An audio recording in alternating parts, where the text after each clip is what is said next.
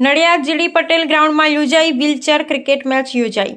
દિવ્યાંગ ક્રિકેટરોએ વ્હીલચેર પર ક્રિકેટ ખેલી અનોખું કૌશલ્ય પ્રદર્શિત કર્યું. નેક્સસ ગ્રુપ અને અમૂલ ડેરીના ચેરમેન વિપુલભાઈ પટેલ તથા ડુમરાલ પ્રીમિયર લીગના જીત પટેલના સહકાર અને સૌજન્યથી યોજાયેલી દિવ્યાંગો માટેની વિશેષ ક્રિકેટ મેચમાં ગુજરાત અને ગુજરાત બહારથી વિવિધ રાજ્યના દિવ્યાંગ ક્રિકેટરોએ વ્હીલચેર પર કુશળતાપૂર્વક ક્રિકેટ મેચ ખેલી પોતાનું અનોખું કૌશલ્ય પ્રદર્શિત કર્યું હતું. ગુજરાત વ્હીલચેર ક્રિકેટ ફાઉન્ડેશનના સ્થાપક પ્રમુખ મનીષભાઈ પટેલે જણાવ્યું કે એક વખત નેક ભારતની થીમ પર વ્હીલચેર ક્રિકેટ ખેલાઈ રહી છે. અગાઉ આંતરરાજ્ય અને આંતરરાષ્ટ્રીય સ્તરે પણ દિવ્યાંગો વ્હીલચેર ક્રિકેટ રમી ચૂક્યા છે. વર્ષ 2025માં એશિયા કપનું આયોજન થવાનું છે. સરદાર પટેલ ટેલેન્ટ ઓન વ્હીલ અંતર્ગત ભારતે અને ભારત બીએમ દિવ્યાંગોની બે ટીમો વચ્ચે નડિયાદમાં આ ક્રિકેટ મેચ યોજાઈ હતી, જેમાં સામાન્ય ક્રિકેટ મેચની જેમ જ બધા નિયમ અનુસાર મેચ રમાઈ હતી. 15 ઓવરની આ મેચ રોમાંચક રહી, જેનું ઉત્કૃષ્ટ એમ્પાયરિંગ પણ દિવ્યાંગ યુવાન દ્વારા વ્હીલચેર પરથી જ કરાયું. આ મેચ પૂર્વે ઉદ્ઘાટન સમારંભમાં અમૂલ ડેરીના ચેરમેન વિપુલભાઈ પટેલ, નેક્સસ ગ્રુપના ધર્મેશભાઈ પટેલ, નડિયાદ પાલિકાના પૂર્વ પ્રમુખ છાયાબેન પટેલ, આણંદ પાલિકા પૂર્વ પટેલ વિજયભાઈ માસ્તર, નડિયાદ પાલિકા પૂર્વ પ્રમુખ સુરેન્દ્રભાઈ દેસાઈ, સરકારી અગ્રણી જીડી પટેલ વગેરે અગ્રણીઓ ઉપસ્થિત રહ્યા. દિવ્યાંગો માટેની આ બીજી વખત જીડી પટેલ ગ્રાઉન્ડ નડિયાદમાં યોજાઈ હતી, જેમાં વ્હીલચેર ક્રિકેટ મેચ પ્રથમવાર ખેલાઈ હતી.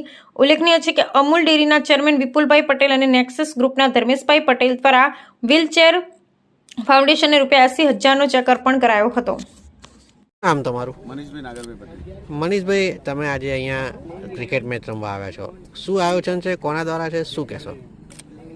આયોજન અહીંયા અમે વ્હીલચેર ક્રિકેટ મેચનું આયોજન રાખેલ છે.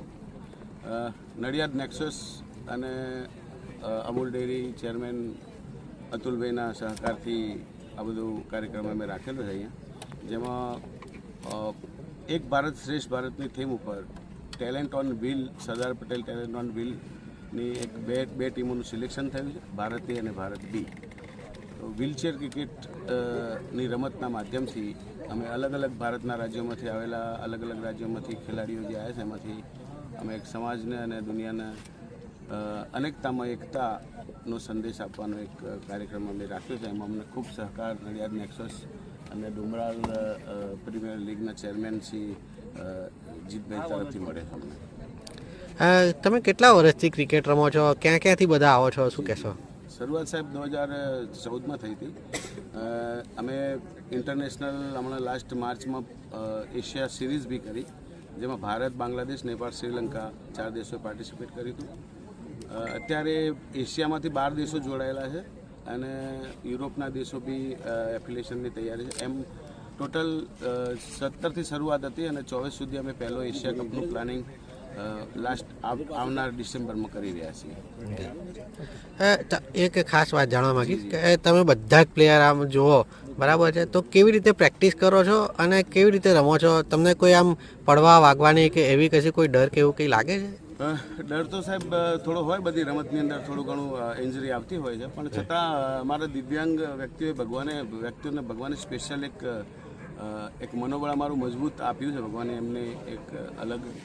તો અમારી તૈયારી ઓલવેઝ એવી હોય કે અમે હર પરિસ્થિતિમાં તૈયાર હોઈએ છીએ.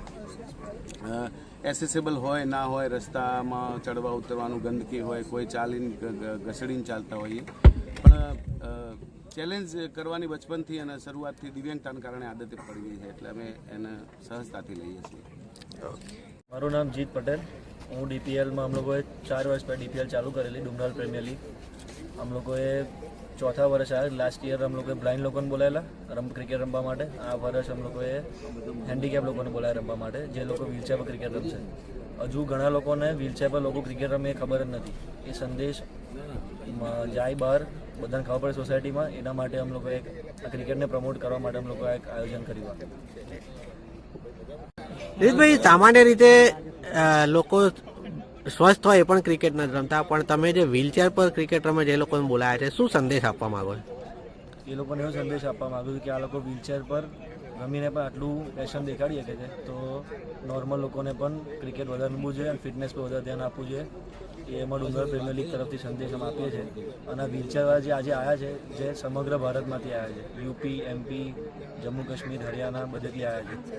એ લોકો એમનું ટેલેન્ટ અહીંયા દેખાડવા માટે આવ્યા છે. એ જ બહાર શોકેસ કરવા માગે કે આ ટેલેન્ટ બહાર જાય લોકોને બધાને ખબર પડે કે આવું ક્રિકેટ રમાય છે અને બધા આ સંદેશને લઈને ફિટ રહેવાનું વધારે જરૂરિયાત બને એમના માટે.